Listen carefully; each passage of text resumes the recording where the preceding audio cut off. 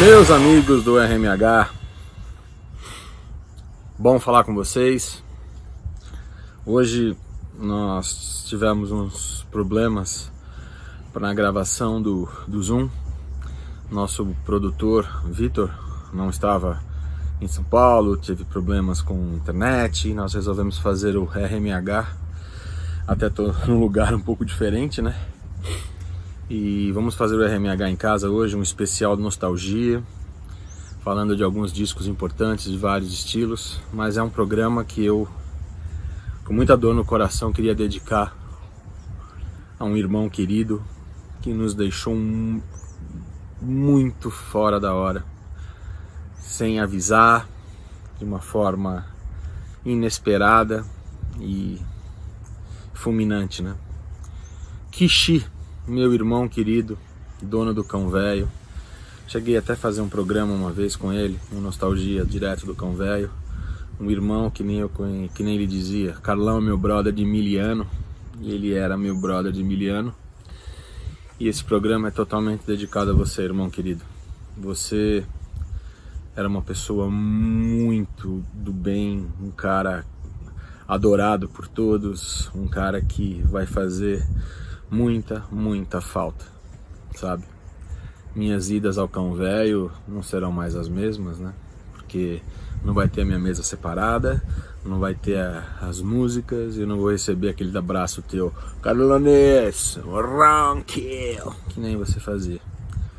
Onde você estiver, meu irmão, receba essa homenagem do RMH e um beijo enorme no seu coração. E hoje esse programa do RMH é especial pra você, viu, Kishi? Nós nunca vamos te esquecer, irmão. Então, hoje vamos falar dos nostalgia e lembrar de alguns discos aqui que a gente não falou ainda. Nós estamos aguardando as definições do governo de São Paulo para podermos nos reunir e fazer aqueles especiais que vocês tanto estão querendo. Então hoje eu vou começar a falar de uma banda canadense que eu gosto demais, mas gosto muito de hard rock, que surgiu no meio dos anos 80, chamada Killer Dwarfs. Killer Dwarfs, eu vou falar do terceiro álbum deles, o Big Deal, lançado em 1988. Esse disco aqui é um disco que marcou muito pra mim, porque foi quando eu fiz minha primeira viagem mesmo para os Estados Unidos, onde eu pude, que meu foco principal era comprar discos, né? E eu adquiri esse álbum do Killer Dwarfs, por quê? Porque passava um clipe, acho que no Som Pop, ou não me lembro aonde, do segundo álbum deles. E a música chamava... como é que era o nome daquela música mesmo? Puta, eu adoro. Ai, sumiu. Sumiu de cabeça aqui, cara. Então, a música era desse álbum, do Stand Tall. Agora eu lembrei. A música era do Stand Tall. E a gente não tinha ideia do que era o Killer Dwarfs, porque não tinha nenhum disco lançado. E quando eu viajei, eu comprei esse primeiro álbum dele, o Big Deal. Cara, Starting to Shine, In Union of Pride, tanta música legal que tem nesse disco. E ele me pegou pela melodia que o Killer Dwarfs fazia, né? Porque todos eles tinham o sobrenome Dwarf, quer dizer anão. O vocal, Russ Dwarf, é um cara que eu tive o prazer de conhecer, figuraça. Ele tem 1,5 m. Ele entra com um Velotrol no palco, ele dá cambalhota, é uma figuraça. E esse álbum, pra mim, disparado o melhor álbum deles. Eles mostram realmente aquela pegada hard rock dos anos 80, mas não é aquele hard rock com punch. Ele chega assim, um hard rock assim, um pouco mais melódico, tem um certo peso. E para quem não conhece, vocês vão curtir demais esse álbum do Killer Dwarfs. Ele ainda dá para trazer, você consegue, porque eles gravaram esse álbum com uma gravadora grande, né? E eu ainda consigo trazer esse CD para quem se interessar pela banda. Vocês vão curtir demais, cara. Vão curtir muito, porque pra mim é uma das bandas canadenses que eu mais gosto. Até às vezes quando eu pego os caras mais assim, vamos dizer,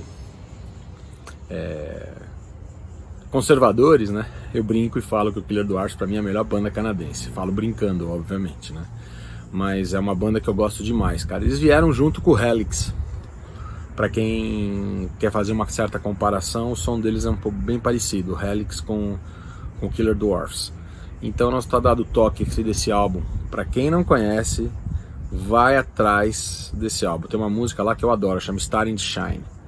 E tem alguns clipes que eles lançaram na época, e vocês vão ver a figura que é o Russ Dwarf. O cara totalmente do bem, figuraça mesmo, tá bom? Então o meu primeiro nostalgia hoje vai pro Killer Dwarfs Big Deal, álbum lançado em 88, certo? E agora eu não poderia deixar de fazer mais uma homenagem ao meu irmão querido Kishi, de uma banda que ele adorava, né? E eu cheguei a fazer na época do local os lançamentos, um programa especial sobre as bandas de hardcore, as bandas de thrash do lado leste americano, principalmente daquela região de Nova York, né? E tem uma banda da qual eu gosto muito, e eu tinha que fazer essa homenagem pra ele, e eu sei que ele vai estar feliz pra caramba quando ele ver o RH lá de cima. Vamos falar do terceiro álbum do Biohazard, State of the World Address. Pra mim, disparado o melhor álbum deles. O álbum foi lançado em 94, no meio daquela febre nojenta chamada grunge. E era um álbum que misturava heavy metal, hip hop, punk, hardcore. E era uma coisa bem nova-iorquina, né? A banda, pra quem não conhece, o Biohazard, é uma banda de Brooklyn, New York. E ela tinha dois vocalistas, né? Eles dividiam o vocal, que era o Ivan Seinfeld, que era o baixista e vocal, e o Billy Graziadei, que também era guitarrista e vocalista. E a banda, com aquele visual, aquela pegada sempre meia hardcore, visual meio suicidal, bermuda, aparecendo cueca, camiseta, os nego pulando, sempre foi uma banda muito agressiva, entendeu? E esse álbum, na época eu me lembro que a caixinha de CD, ela vinha até laranja, com o símbolo do Biohazard. Esse álbum, pra mim, tem dois puta sucesso deles, que é A State of the World Address, Motherfucker! Isso é muito agressivo, muito legal. E a melhor música pra mim do Biohazard, que aquilo levanta até defunto em show. Uma vez eu me lembro que eu estava no antigo Palace e o Biohazard tocou lá, né? A hora que começou Tales from the Hard Side, Hard Side! Meu Deus do céu, o que foi aquilo? Que banda, que atitude, que coisa legal, diferente e muito bacana de você saber que naquela época onde que as bandas de heavy metal, principalmente de thrash, estavam todas ofuscadas pelo movimento grunge. Você apareceram algumas bandas nessa época, o Biohazard do lado leste, o Machine Head do lado oeste, e aí depois apareceram algumas bandas também na Suécia, tipo Meshuggah, tinha outra também, o Fear Factory também na época começou a ter mais sucesso. Foram bandas que mantiveram essa pegada, porque tinha um pouco de thrash, né? Tinha um pouco essa pegada thrash no som. E esse álbum é bem marcante. Para quem gosta desse estilo, que tem um pouco de crossover, é uma mistura de heavy metal, hardcore, crossover, punk, hip hop, sabe? Pouca coisa de hip hop, óbvio, né? É uma coisa que, assim, pegadas só assim, mas uma banda muito agressiva e que abria a mocha direto. Eu adoro Biohazard, cara, é uma das bandas que eu gosto. Então eu queria dar esse toque aí, que esse disco eu quero homenagear meu irmão Kishi, que onde ele estiver, a gente nunca vai esquecer que o crossover, o hardcore nova-iorquino, o thrash, o metal tosqueiro, sempre vai lembrar desse cara. O Kishi foi hold do Sepultura, na época áurea da banda, com o Max. Ele me contava várias histórias, quando eu ia no Pão Velho, de uma turnê que eles fizeram pelo Texas, que eles conheceram umas cidades perdidas, tipo Corpus Christi, Amarillo, sabe, El Paso, uns lugares assim que o Sepultura tocava na época, se eu não me engano, abrindo pro Sacred Reich. O Kishi era hold do Sepultura, né? Umas histórias cabulosas, muito legal. Mas a história que o Kishi me contou, que mais me marcou, foi o Donington de 96. Ele tava lá naquele fatídico dia que que o Max deixou o palco porque o filho da Glória tinha morrido e o Ozzy emprestou o avião para o Max voltar para Phoenix, acho que era para Phoenix, Arizona. E naquele dia ele me contou uma história que ele caiu a ficha para ele assim, ele não acreditava, porque o Kishi frequentava o Woodstock, o Kishi teve banda, foi vocalista, ele era o cara que miliano, ele era a raiz, que nem a gente, que nem eu, Batalha, o Du, a gente frequentou Dynamo, a gente frequentou Carbono, a gente frequentou o Blackjack, a gente frequentou o Rainbow Bar, todos esses lugares, e o Kishi fazia parte desse meio, né? Mas essa cena que ele me contou foi a melhor. Ele falou que nesse Donington de 96, o Kiss era o headliner na Reunion Tour e o Ozzy abria pro Kiss. E teve uma hora assim que ele viu, assim, tinha vários artistas todos fazendo fila para poder tirar foto com o Kiss, que o Kiss já chegou montado de helicóptero para fazer o show no Donington, né? E outro momento que ele me contou muito legal foi quando os caras do Kiss encontraram o Ozzy. Foi uma coisa assim que ele falava assim, meu Deus do céu, olha isso, ele se beliscava. Então várias histórias, vários copos que ele me deu. Então hoje a gente falou, eu vou fazer a minha parte do Nostalgia aqui falando desses dois álbuns que vocês viram, o Killer Dwarfs e o Biohazard, em homenagem a ele. Então, para quem gosta, esse álbum do Biohazard tá fora de catálogo, é um disco que eu tenho que procurar, ir atrás, os primeiros álbuns do Biohazard. O segundo álbum, o Urban Discipline, chegou até a sair nacional.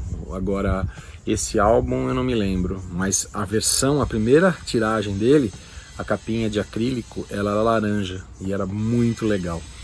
É pena que eu não tô com ele aqui, senão eu mostrava para vocês. Então é isso, tá o recado dado aí do RMH hoje, um programa que nós tivemos que adaptar e espero que na próxima semana torcer para que a gente mude de fase e que a gente se encontre, eu, Batalha, o Du, pra gente fazer o especial do Southern Rock para vocês, tá bom?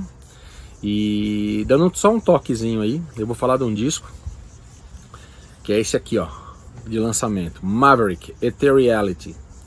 Eu estou impressionado, no próximo programa eu falo, impressionado com esse disco, cara. Não tem uma música ruim, pra quem gosta de hard heavy, totalmente indicado, tá bom? Valeu, galera, um grande abraço pra vocês, fiquem bem, vamos caminhar juntos pra todo mundo sair dessa. A situação tá difícil e a gente tem que inovar, criar e fazer o diferente, né? Então a gente não vai deixar vocês nunca sem essa revista semanal para vocês, tá bom? Um grande abraço para vocês e a gente se vê semana que vem. Valeu!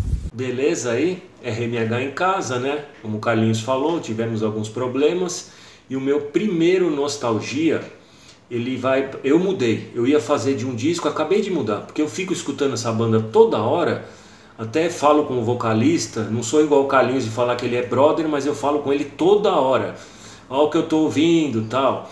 E essa banda vem de Portugal, que não é também o Moonspell, não é o Heavenwood, não é o Ramp, não é o Tarantula, não é nada.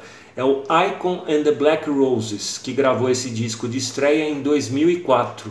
E eu costumo falar com o Johnny Icon, que é o vocalista, né? Sempre que eu tô ouvindo, tem uma playlist minha, Dark Gothic, no Spotify, que tá em primeiro, o Icon and the Black Roses. E esse disco, ele era na verdade para ser um EP, porque eles foram contratados pela Dark Wings, a gravadora, e ela falou, vocês vão lançar um EP. Depois a gravadora mudou de ideia e eu falou, não, eu quero um full álbum. Eles foram escutando as músicas, estava ficando um resultado legal, e aí saiu esse disco. E eu tenho um amigo pessoal que tocou comigo na banda Midnight, que era de gótico, que estudou em Portugal, lá em Coimbra, na faculdade de Direito, o Luiz Carlos Vieira, que era guitarrista do Midnight, advogado hoje, e ele, morando em Portugal, ele foi na FINAC de Lisboa e ele se deparou com a prateleira lotada de pôsteres, de propagandas dessa banda, Icon and the Black Roses. E como tinha fone de ouvido, você pegava na FINAC e escutava o CD. Ele gostou na hora, porque ele já curtia a RIM, e essa banda ela mistura muito do RIM com partes que lembram hard rock e com outras que lembram até o Johnny Icon faz uma linha vocal bem versátil. Tudo bem, tem muita coisa do Ville Valo, mas tem coisa que chega a lembrar o James Hetfield, que eles têm umas partes assim, não vou dizer que é metal, mas ela é mais pesada, tem as palhetadas e ele dá um drive que lembra o Hetfield. Então assim, eu vou destacar, tem várias músicas que eu gosto desse disco.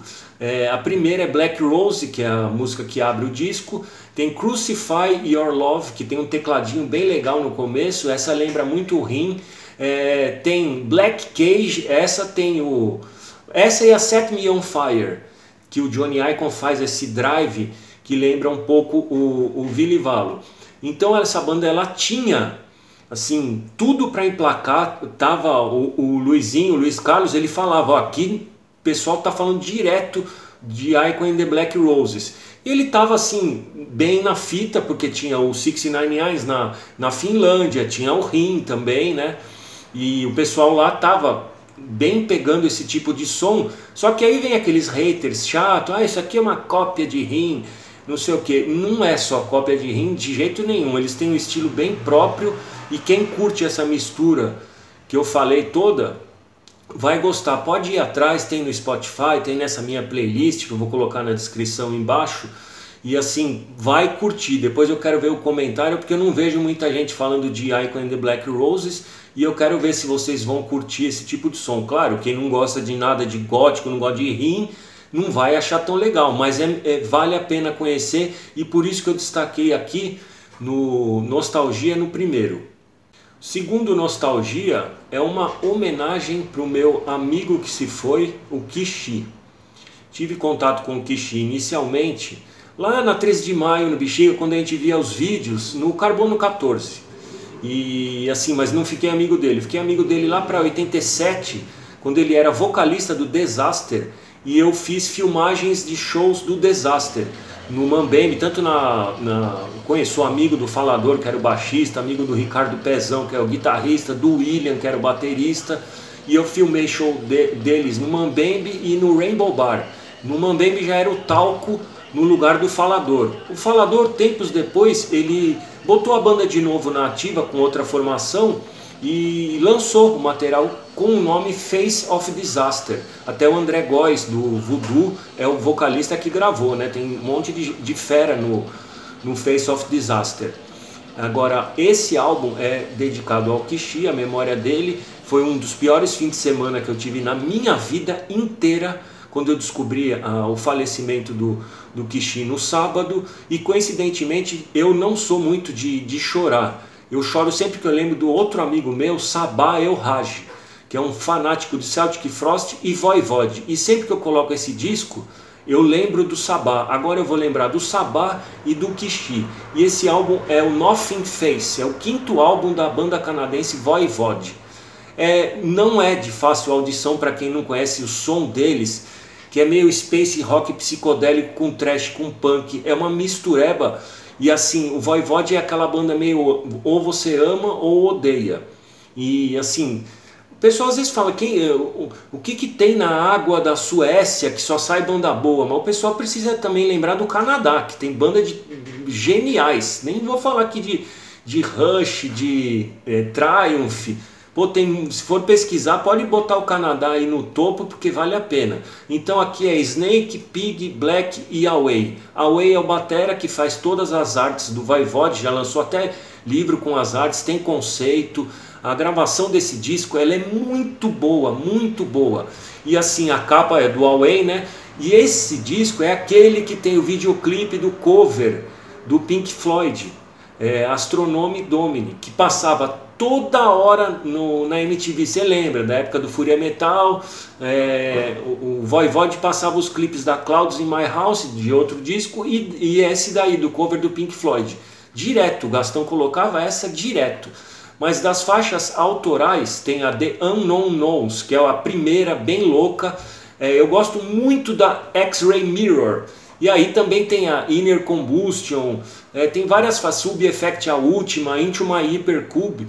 Assim, é muito louco, é indicado. Eu sei que tem gente que não gosta, mas o time do Voivode, eu brinco de Kombi do Hatch, o time do Voivode dá o ônibus do Voivode, que a gente tem muito músico assim, como o Kishi e o Disaster daquela época tinha influências daquelas notas dissonantes do Pig que ele dá no Voivode.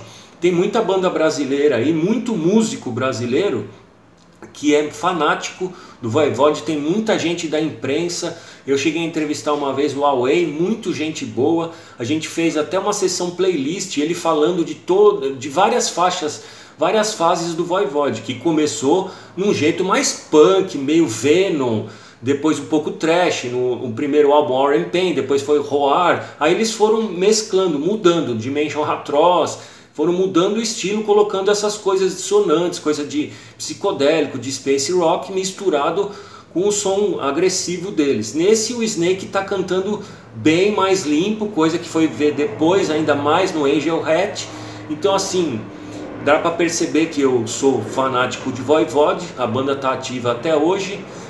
O Pig, o saudoso Pig, faleceu, mas assim, eu agora, toda vez que eu for escutar o Nothing Face de novo, eu vou lembrar do Sabá e do Kishi, que assim, teve outras coisas que aconteceram no fim de semana passada. Um amigo pessoal meu que morou aqui em casa, Marcelo Stefanoni, foi internado no hospital, felizmente já teve alta, operou, já está em casa. E um outro músico muito amigo meu também passou por um problema gravíssimo, teve um corre aí na comunidade metal para ajudar ele, e ele também felizmente está em casa. Então aquela sexta-feira e o sábado foi lamentável, mas eu vou colocar sempre o Nothing Face aqui para escutar, e vou lembrar muito do Kishi, que não era só fã de Voivode, ele gostava de todos os estilos, tudo.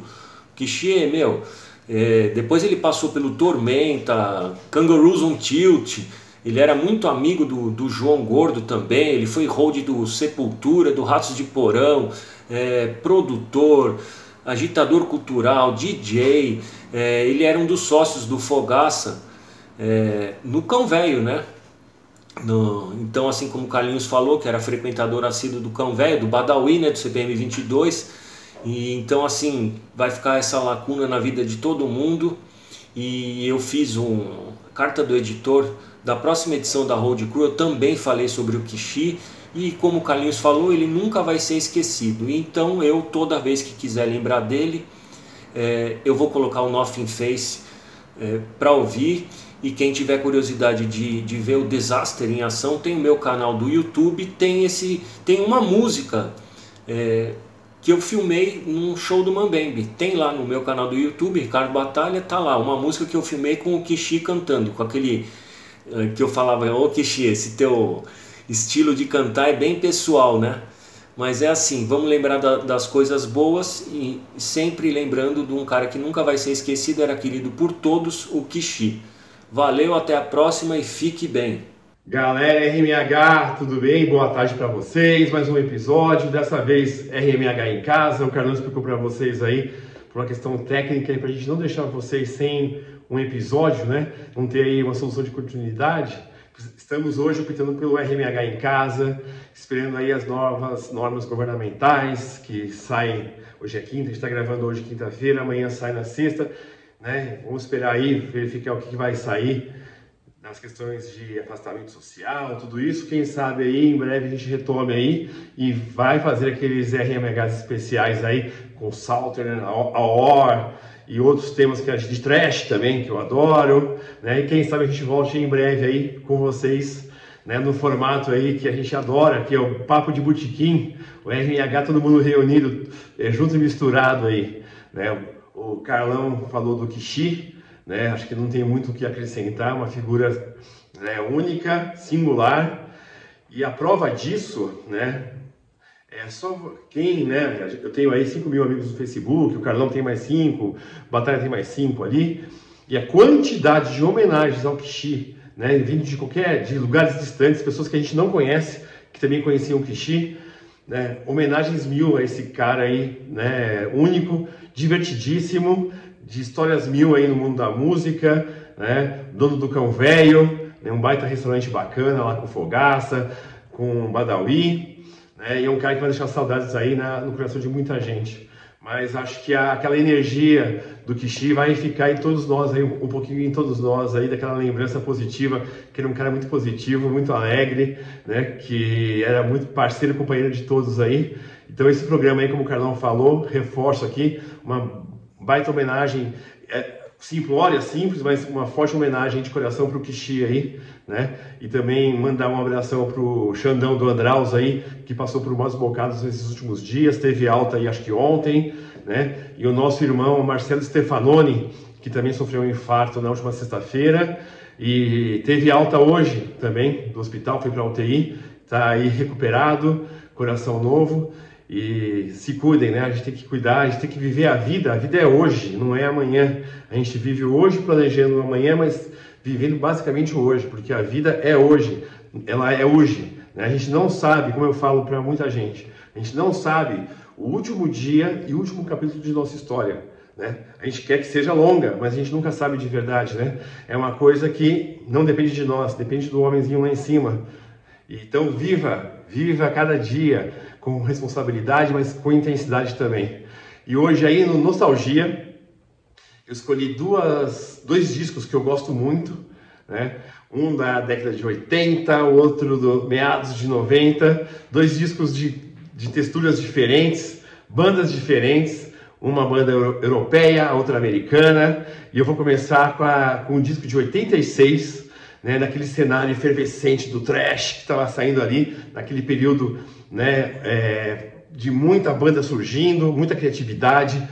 Esse disco é de 86, um ano que eu julgo que é um ano que o heavy metal era o estilo mais popular do mundo naquele momento, né, onde várias bandas surgiram, várias bandas se consolidaram.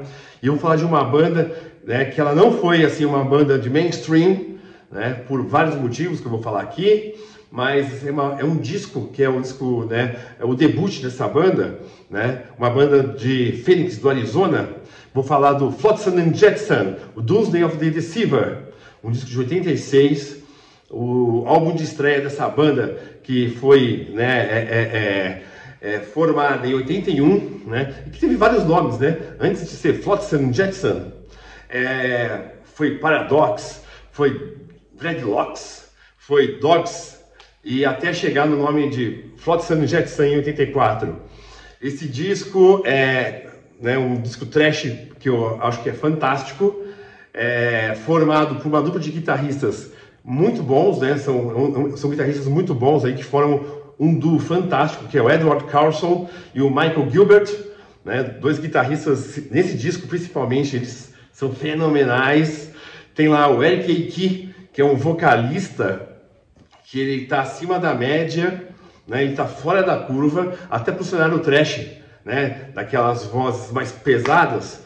O Eric Eiki é um vocalista que ele tem uma versatilidade maravilhosa. Ele vai desde o som limpo, harmônico, melodioso, até o som mais pesado ali, do thrash. O cara varia e aonde ele vai, ele faz um trabalho fantástico nesse disco. O Kelly Smith na bateria, pesado, e que faz uma cozinha fantástica desse disco com Jason Newsted, o único disco do Flotsam and Jetsam que conta com o Jason Newsted, né, e o Jason nesse disco, né, ele tem uma importância muito grande na parte também das composições aí. Ele é um dos principais compositores da banda até então, até sair pro Metallica, e é um disco que você vê a cozinha muito coesa, bateria nervosa e um baixo marcante muito presente no disco inteiro, né? É um disco trash, né? Mas muito competente, com muita técnica. As linhas de guitarra são mortais, né? Eu acho é um disco que, assim, quem gosta de trash tem que gostar, não tem jeito. E é curioso a qualidade dessa banda, que a banda não foi muito, né? Ela não teve um destaque aí, a gente adora, mas é uma banda que mecanologicamente não atingiu aí níveis altos de atividade, né? Apesar da qualidade, muito se diz que a saída do Jason após o lançamento desse disco, né? Esse disco eles chegaram até a excursionar com o Jason, mas logo em seguida eles levaram, o Jason foi pro Metallica e, pô, esse disco aí, se for um teaser, né, se o Metallica ouviu esse disco como um teaser para entrevistar ou fazer o teste com o Jason, é um disco que tem os baixos marcantes ali, curioso, na minha opinião. Tem baixos mais marcantes, assim, em termos de audição, você consegue destacar mais o baixo do que no próprio Metallica, inclusive, né? E nessa época, como eu estava falando, a banda fez vários shows juntos com o Exciter, com Armored Saint. Você tem ali o produtor, a mão do produtor que trabalhou com Fates Warning, com Slayer, com Voivod, né, o Trouble também. E é um disco magnânimo, né? Se você pegar e ouvir Metal Shock, Doomsday of the Receiver e Hammerhead, vocês vão ver que obra-prima. Doomsday of the Receiver, eu acho que é uma música genial. Começa com os violões, assim, uma música começa com um climão diferente e vai para uma pegada maravilhosa, um duo de guitarras fantástico, riffs nervosos, solos maravilhosos. É um disco que quem não conhece, né, tem que ter. Não sei se deve estar em catálogo esse disco, né? E tem que conhecer. Quem não conhece aí, vai ouvir esse disco, que apesar de não ser uma banda que se projetou muito no mercado, é um disco fabuloso. Flotsam and Jetsam, de 86, Doomsday of the Receiver, né? Detalhe, né? Flotsam and Jetsam, né? Na época, fala, que nome de banda é essa, né? Que coisa maluca. Flotsam and Jetsam, né? Para quem sabe, quer dizer rescaldos de embarcação, carcaças de embarcação, dejetos de embarcação, né, de naufrágio, essas coisas assim. Não faz muito sentido. E é uma banda... Lançaram um disco maravilhoso, se não me engano, em 2019, inclusive. Né? É um disco bem de qualidade, muito interessante em relação ao Doomsday of the Deceiver. Né? Segue uma linha muito próxima, com uma qualidade de gravação, obviamente, pelos 30 e poucos anos aí após... fantástico. Esse disco aqui, Doomsday of the Deceiver, eu acho que peca um pouco na qualidade de produção, natural para aquela época, uma banda que está em debut, gastaram $12 mil na produção desse disco, mas escutem, para quem gosta de thrash, é diversão garantida. Flotsam and Jetsam, Doomsday of the Receiver. E o segundo disco agora que eu vou falar é de uma banda sueca, né, lá no meio da Europa, lá na ponta da Europa, lá em cima, né? Uma banda que estava no seu quarto disco, um disco de 94, uma banda que começou tocando black metal e death metal, com influências pesadas de Slayer, Venom, Hellhammer, Celtic Frost, né? Focando o seu som, nos 3 primeiros discos, no death e no black. E no quarto, no final do terceiro disco, né, entre o terceiro e o quarto, a banda teve lá uma desavença lá, em que caminho seguir. A banda quase que se desfez, né? Da banda original só sobraram 2 membros, né? Eu estou falando do Tiamat. Tiamat, uma banda sueca, falo do disco White Honey, de 94. Né? E é curioso, quem ouve o White Honey pensa, como que esse disco é de uma banda que nos 3 anteriores flertava ali com o Doom, o Black, o Death, e agora faz um som totalmente diferente, né? Uma evolução, talvez, da pegada gótica dos anos 80, das bandas dos anos 80, introduzindo ali experimentos, texturas diferentes, uma pegada progressiva, né? E aí você ouve, né, os membros do Tiamat de 94 falando que tinha uma pegada querendo, né, parecer os climões do Pink Floyd, né? Eles reconhecem que eles não tinham a qualidade toda para ser um Pink Floyd, né? Mas assim, nesse disco, né, o quarto disco do Tiamat, só estão ali o Johan Edlund e o John Hagel, né, que são os remanescentes daquela formação original do Tiamat, que lançou os 3, depois se desfez e lançou o Tiamat ali só com os 2 e mais os novos músicos, né? Produzido pelo Valdemar Sorica, né? Nome curioso, né, para um sueco, né? E ali, esse disco é uma ruptura da sua origem extrema, né? Do disco, né? Pegando ali, como eu disse, o gótico, a psicodelia, o experimentalismo, uma pegada progressiva, né? Uma evolução que eu acho natural daquelas bandas dos anos 80, do cenário gótico europeu, né? E eu acredito que esse disco é marcante porque eu acho que ele inaugura, né, no cenário do nosso metal, no nosso rock pesado, né? Eu acho que é um disco fundamental, né, para marcar o início daquela fase que a gente chama de Gothic Metal ou Dark Metal, como alguns dizem, né? Uns climões pesados, meio densos, assim. E esse disco é meio disco de cabeceira. Ouço até hoje, mas ouço muito esse disco. Eu gosto daqueles climões, umas guitarras muito bem tocadas, tem teclados ali, que os teclados desse disco são tocados pelo Valdemar Sorica, e tem ali 4 músicas que eu acho que são músicas que são masterpiece, né? São obras-primas assim desse dark metal ou do gothic metal, né? Wherever That Hurts é uma das músicas. Gaia, maravilhosa essa música. Planets e Do You Dream of Me, né? A banda, depois desse disco, evoluiu para esse cenário mais gótico, efetivamente. Eu não gosto muito dos discos posteriores. Eu acho que a magia que existe no Whitehorn, ela não persiste nos outros discos, né? O último disco deles, salvo engano, é de 2013.